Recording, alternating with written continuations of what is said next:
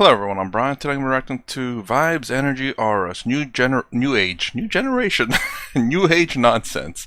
A charter Prashant at IIT Guwahati 2023. So I was like, I get kind of the Vibes, Energy, Aura kind of deal. I think a lot of it, people say that it's just something to say, but at the same time I kind of get it. It's, there is practical sense to it, but I think it's thrown around so much that it has essentially becomes nonsense. Let's go ahead and hear what it has to say.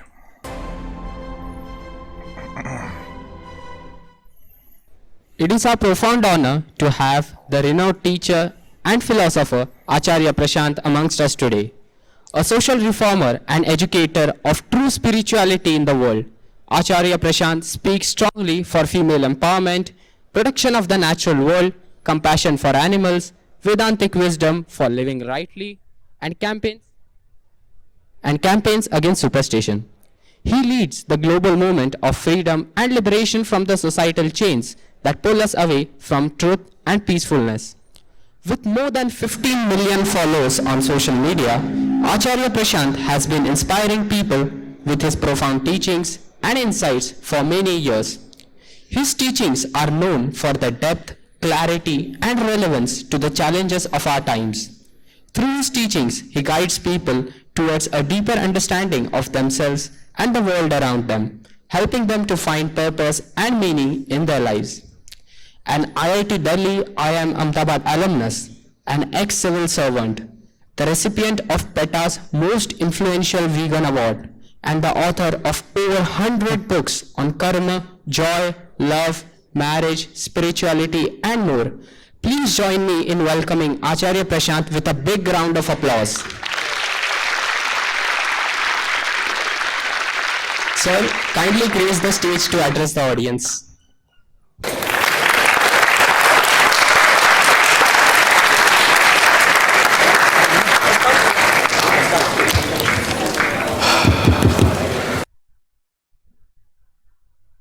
Sir, when it is said that a person or a place has positive or negative vibrations, you strongly disagree with this point of view. Why is it so? Let me try to do this. I love trying to test my own knowledge and see how wrong or right I am. Strong. That's weird to say vibrations, but usually strong or positive or negative vibes. Sometimes people can kind of sense it, but they don't sense it because they just go in there and they're like, I feel it. It's more along the lines when you look at people and you're like, yeah, they all look pissed. That's when you sense negative vibrations or negative vibes. You know, you don't go in a room, there's no one in the room, it's like, man, there's so much negative energy in here.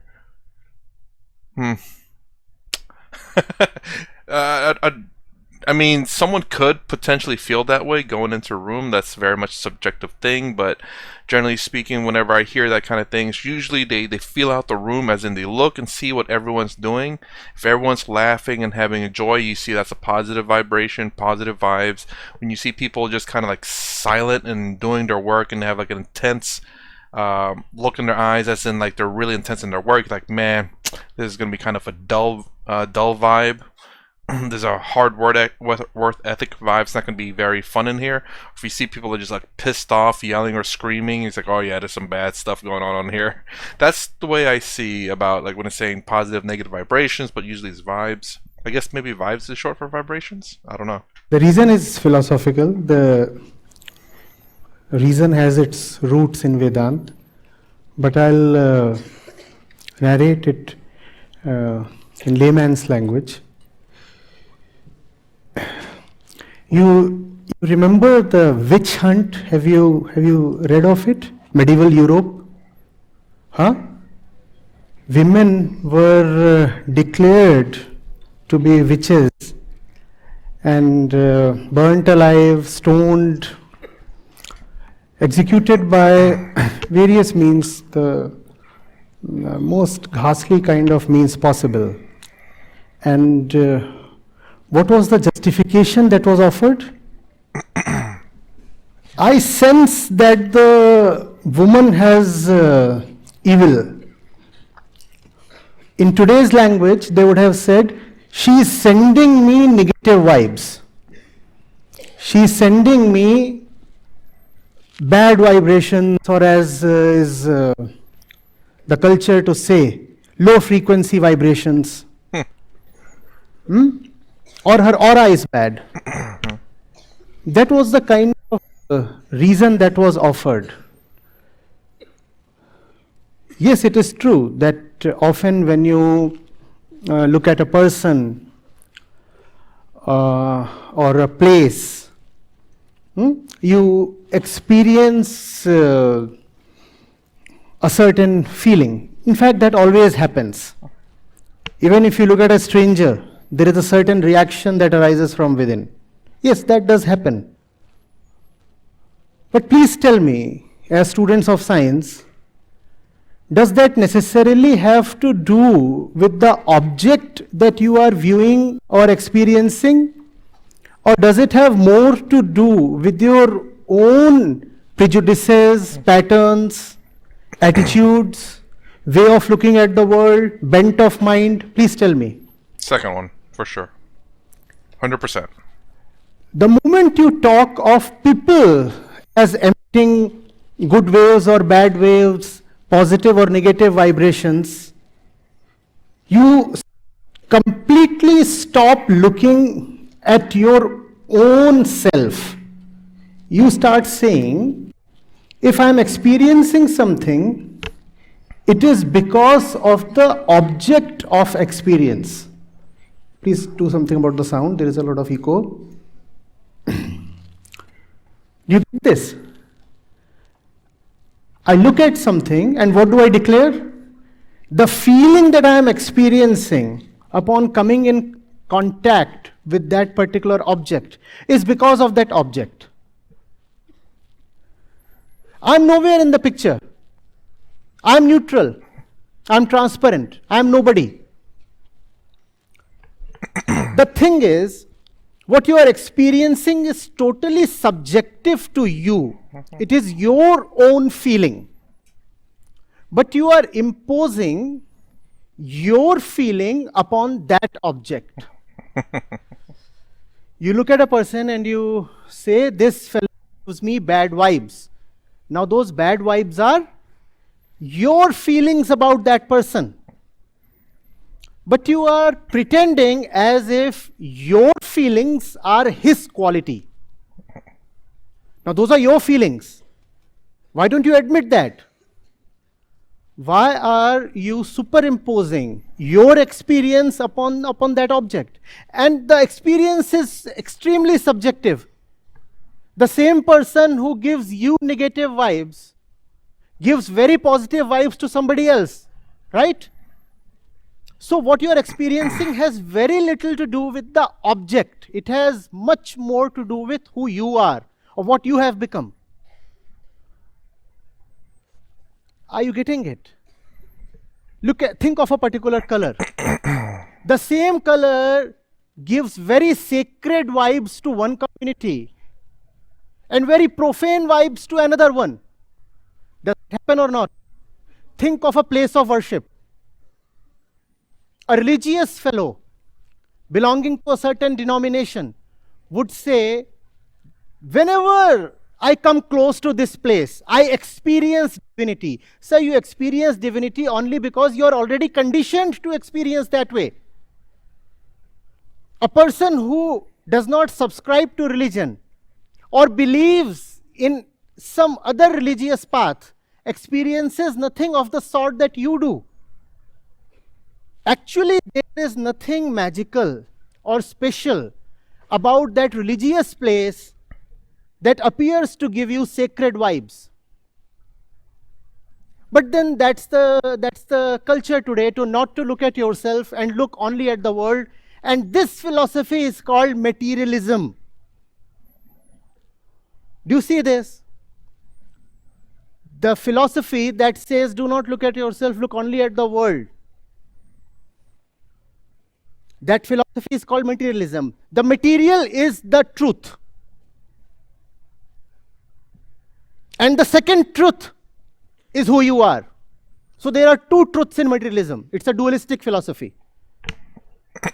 It says you exist to consume the world. You exist to consume material, and consumption of material will give you happiness.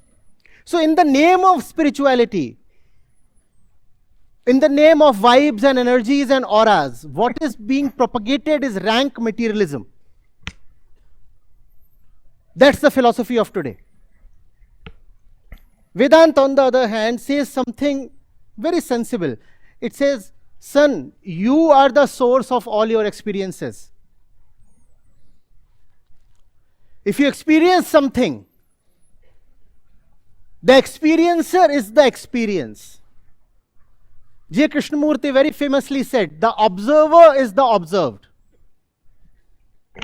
And modern physics, we all know, says very clearly that you cannot observe elementary phenomena without interfering with them. Real quick, with that quote he said from Krishnamurti. Oh my gosh, I haven't reacted to Krishnamurti because it's been blocked, so I just put a stop to it. Although I absolutely love the dude, it feels kind of bad whenever I see it's later on in life how, obviously how old he's gotten, but but yeah, the observer. What is it? The observe is the observer, or something along those lines. As far as I've gotten into Eastern philosophy, or at least Advaita Vedanta, especially what he just said, which is very much looking inwards, and how you see the object is literally you're seeing yourself in it. That's actually wow. I mean, even though he said it, I was like, yeah, I get it. You look at something and you get feelings, whatever that feelings may be, good, bad, whatever. So when you see an object, you either feel good, you feel bad, you're angry, you're upset. But to say that the observed is the observer, it's like, wow. Indeed.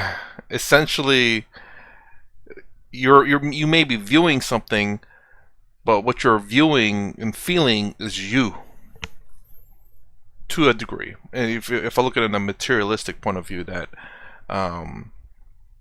because you look at something, it gives you the feels for something, whether it be bad or good. Which means there is nothing called objectivity. When you look at the macro level, then you say, just because I am looking at that wall does not change. Yes.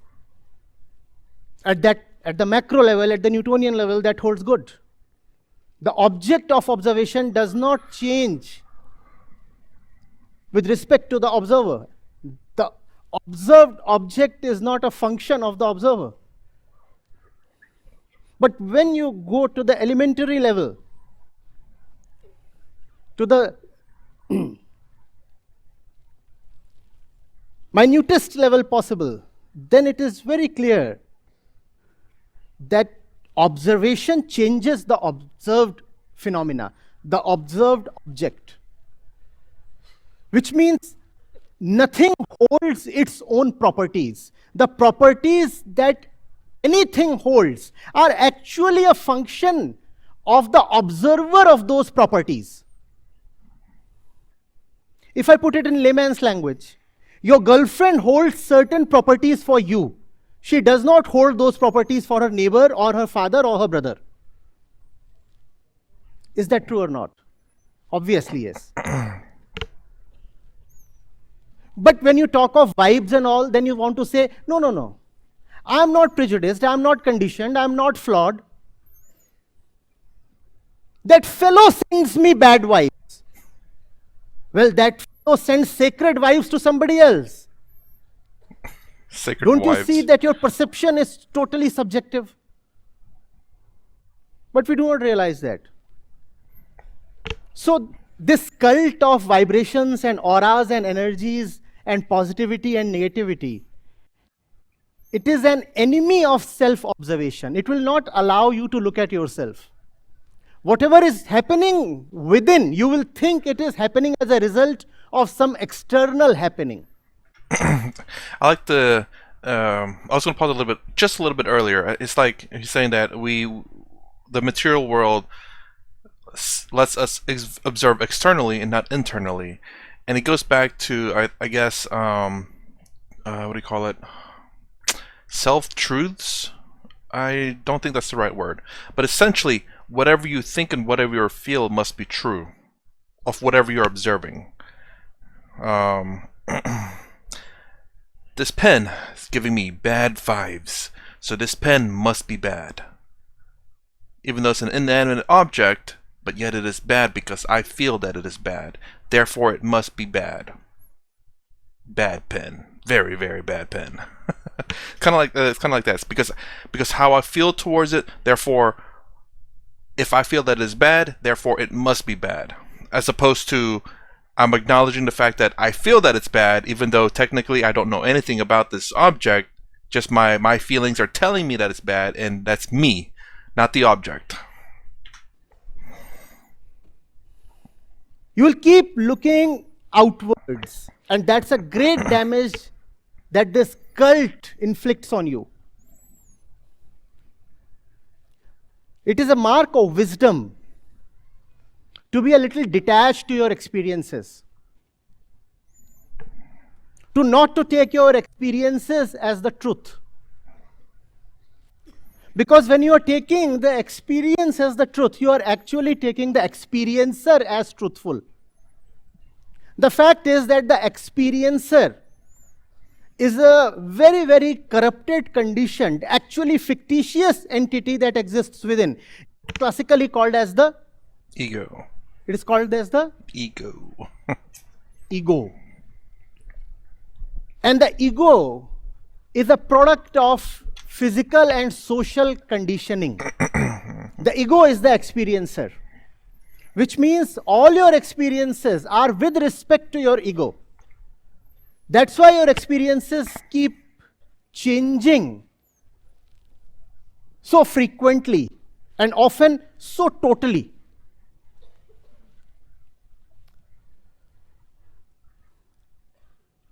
Are you getting it? So to believe in your experiences and you say, oh, I experienced bad vibes. That's why that fellow is bad. To believe in your experiences is to worship your ego, because the experiencer is the ego. It is the cult of the ego. And such a cult is profanity itself. Such a cult is directly opposed to any kind of inwardness, wisdom, or spirituality. And when this thing happens, then there is a lot of violence, a lot of ignorance, and obviously a lot of sorrow. If you don't want to suffer, do not take yourself seriously. Huh? What do I mean by yourself? The ego itself, Okay. the experiencer. Do not take them very seriously. You very well know they are a product of your of the influences you experienced, the education you went through, the family you came from, the indoctrination that you received. That's where the experiencer comes from. I was going to say real quick. I usually say don't take life too seriously. I guess that's another great way to say it, is to don't take yourself too seriously. That's actually that's a saying too. Don't take yourself too seriously. I wonder if they mean the same thing. I'm sure they have the same meaning, but unintentionally have the same meaning. Every single experience is changing the experiencer. How can you rely on the experiencer? And that's what all wisdom is about. You are not the experiencer. You are not the experiencer. You're not the experienced object, you're not the experiencer, and you have nothing to do with the experience. You have to stay clear of this triad. Then who am I? That's what is to be sought. But what is certain is that I cannot take myself so seriously. If I take myself very seriously, then I have turned into a worshipper of the ego. And that's very problematic. That's very problematic because it pushes me deep into suffering. That's all. Who was the questioner? Okay, I think he's finished with answering the question. I was going to say how I would interpret what he said, or not interpret what he said, but I guess add in terms of my own experience, how I do things, I suppose. I'm not saying that what he's saying is wrong, absolutely not. Everything he said is absolutely right, and a lot of things started to click a little bit, especially when he talked about Krishnamurti there. I want to watch Krishnamurti again now that I have a deeper understanding of a little bit more understanding of Advaita Vedanta, and now I'm sure a lot of what Krishnamurti would make a lot more sense, because he's very much, I believe, a Jnana Yoga. I believe it's more of the intellectual kind of what I am not. Anyways, so what I would say over here was the fact that, you know,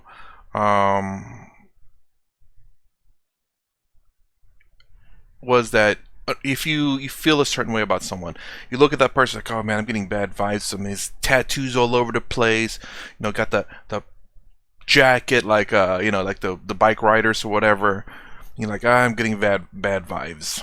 I was like, well, that's fine. It's fine to have all this judgment of people. The biggest thing, and which I've said before, is not to act upon it. Acknowledge that you're having this bias, these judgmental things, but don't act upon it. Your body's going to react a certain way. It's a survival instinct.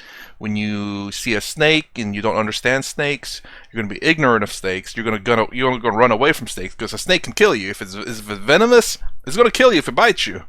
You don't know if that garden snake over there that's non-venomous has venom in it, so you run away from it. You don't know if that spider up there is a venomous spider, you know, the Black Widow. That's very much, I heard it's pretty bad on that one, but I don't know. There are certain spiders that are venomous, but they're not very lethal to humans. But again, because you're ignorant of the matter of what is a venomous spider and what isn't, you just avoid it altogether. I mean, fair enough. For things you cannot communicate with or understand, really, just stay away from it. It's all good. Humans, on the other hand, we can communicate with each other, but obviously humans do lie as well. But again, understand your biases, understand your judgment of people. It's fine. As long as you understand that you have that understanding that you are being prejudgmental or pre-biased to someone, and don't act upon it. Sorry, I didn't mean to speak too loud. Don't act upon it, then and then you greet them like anyone else. And then as you get to know them, your biases and all that will go away. So you can, like, for example, there's a person I know at work. I saw this person. He's a big guy, has a big beard, and is all tattooed up. Very nerdy guy. Never would have expected that. He's like, oh man, he's like a biker tough guy, but he's very chuckly. He's very nerdy. If you look at his outward appearance, you'd think he's like a biker gang. But when you get to know him, he's a very friendly, cuddly dude that's very nerdy. So hopefully some people will realize this in life. Like, you know, I misjudged a person.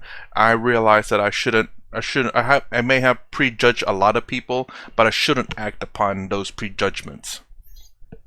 But again, when you can read a different kind of situation where, you know, it doesn't look quite right, it looks like you're in a dangerous part of town, maybe having some of those judgments may be okay.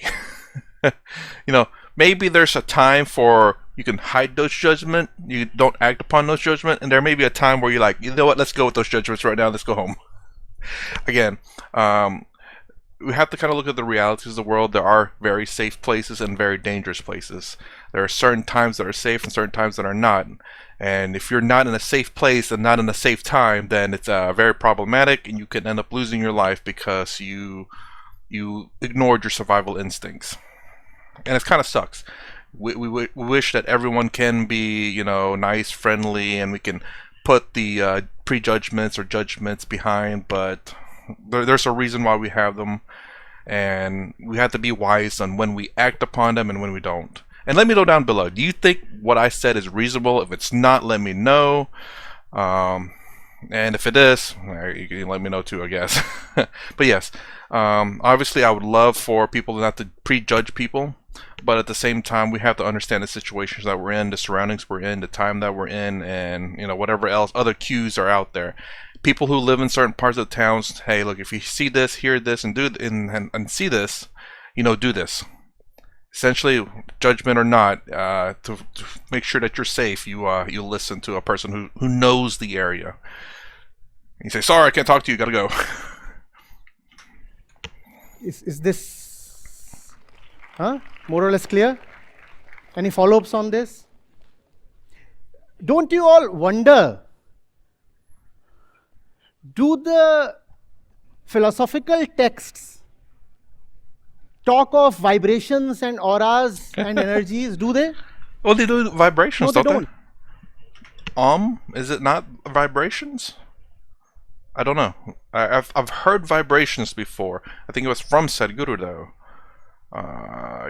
Maybe even Swami Sarvarpyanand. I'm not sure, but I've heard vibrations though. Go to the Sankhya Kadika or Yoga Sutra or the Upanishads or Nyaya Sutra. Do you find such fancy terms there? Or their equivalents in Sanskrit? No, you don't find them. Because they were thinkers. They were not foolish people to believe in all these things. More recently, do you have a Ramakrishna Paramhans or a Vivekanand or a Raman Maharshi or a J. Krishnamurti talking of vibrations? Did any wise fellow ever talk of vibrations or energy or all these stupid things? No. It's only in the last 20, 30 years that this kind of thing has come up. And a lot of that is because of spiritual illiteracy. And also because we don't know science. So we start believing in these things. Somebody says negative energy, negative vibrations. Beats me. What is negative vibrations? I once asked, can you please demonstrate to me by way of an equation? What would a negative vibration really look like? Negative with respect to what? What is the origin? All positive and negative is with respect to some origin. How do you define the origin here, please? Sir, the origin is the ego. What pleases the ego you call as positive. What displeases the ego you call as negative.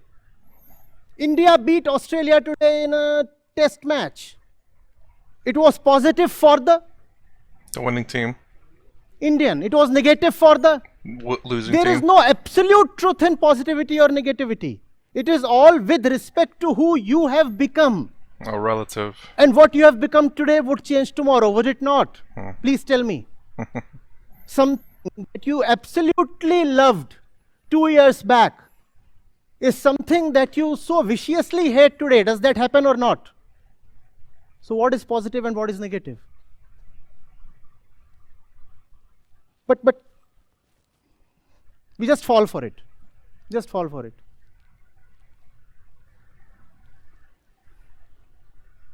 Low frequency vibrations. What exactly? How exactly are you calculating the vibrations, the vibrational frequency of a person?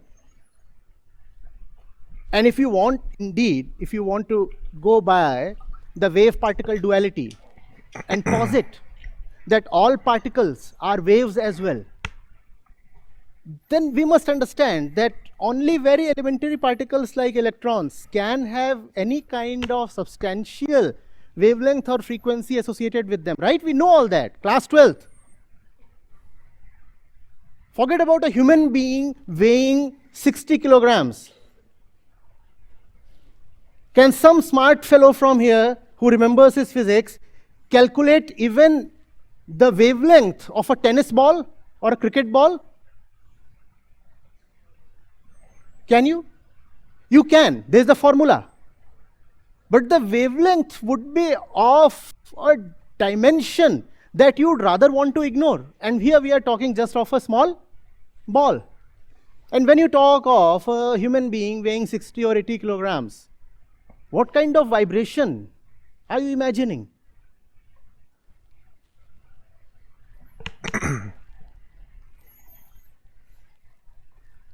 No.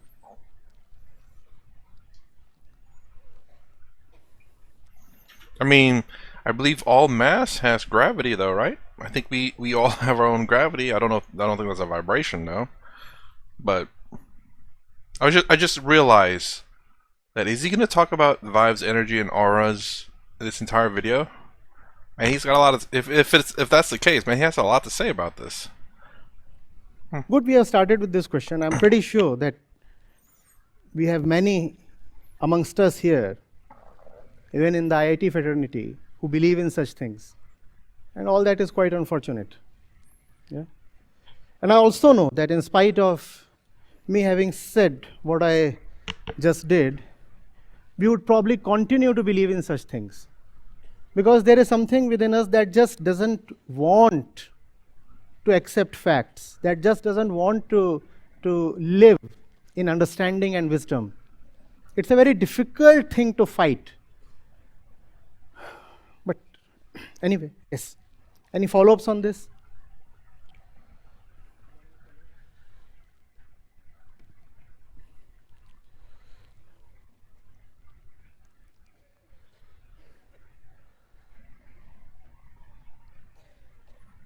Did he scare everyone? Next question. And let the follow-ups be very closely related to the topic at hand, please. Oh, okay. Huh. Namaste Acharya ji. So I have one follow-up question. So I also don't believe in higher frequency or lower vibration, but I have one question. So if I meet with certain set of people, I feel very much excited, and if I meet with other people, I feel very much demotivated or exhausted. Then how will you explain this? What is this then? He just answered it, man.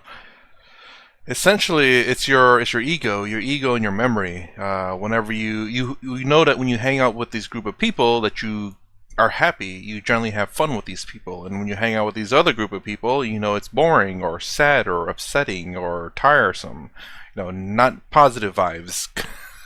You get negative vibes from these people because it's a lot of negative stuff that you do. You know, negative as in like exhausting work. You know, that there's no pleasure to be had. There's, you know, it's a chore to work with someone's like it's a pain in the butt. Versus this other group of people, you're having fun. You know, you're enjoying whatever it is you're doing, even if it's work. Even if it's tiring work, you're still enjoying it. The whole point, you're enjoying it. That's the reason why you get good vibes with that. I see now that, okay, so the entire topic here is about this. Okay, I was gonna say, man, that's a 50 minutes worth of talking about vibes, energy, and aura, and he pretty much just answered everything there. So let's see what he has to answer with this one. It is your own inclination. It's your own tendency. Let's name the first group of people as A, right? A motivates you. And let's call the second people as B. The presence or experience of B demotivates you. Does A demotivate everybody? Does that happen? Does that happen? And does the presence of B motivate everybody?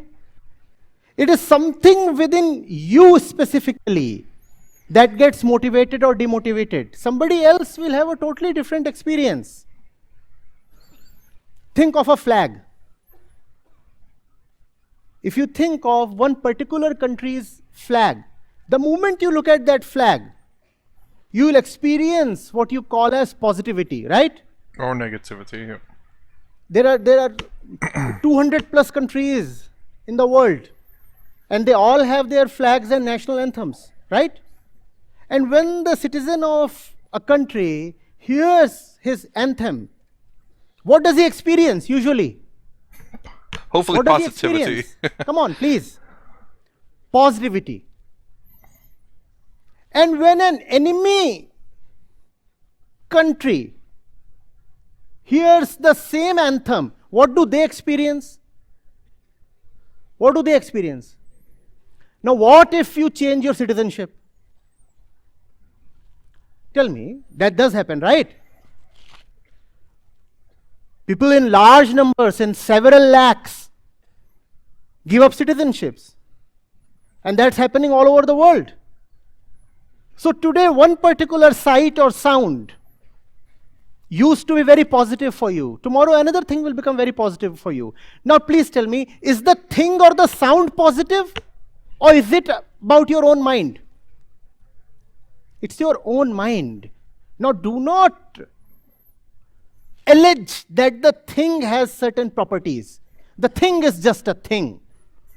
The thing is just a thing. It is neither positive nor negative. With respect to the thing, you experience something because you have an attitude towards the thing. because you are biased for or against, because you are prejudiced, or because you are inclined towards the thing.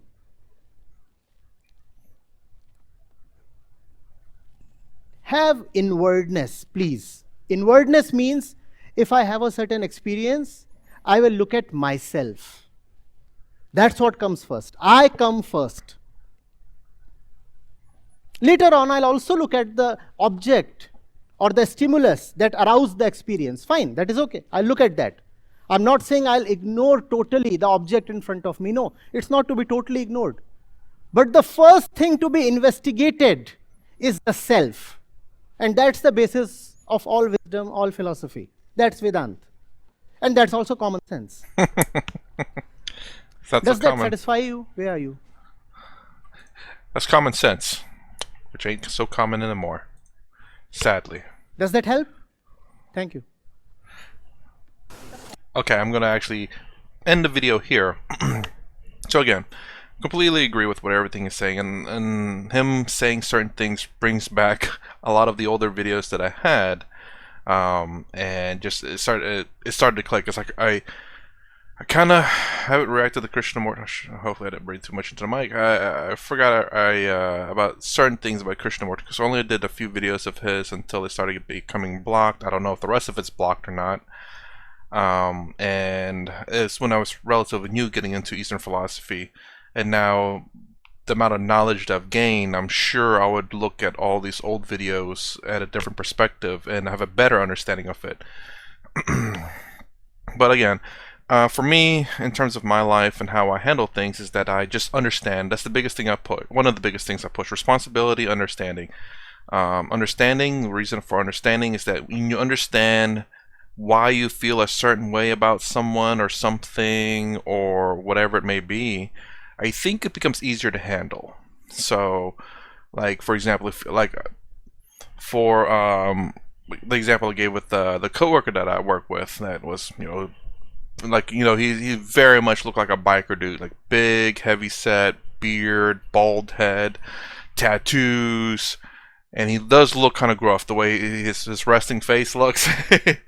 Looks like he's kind of a mean person, but and I did have biases towards him.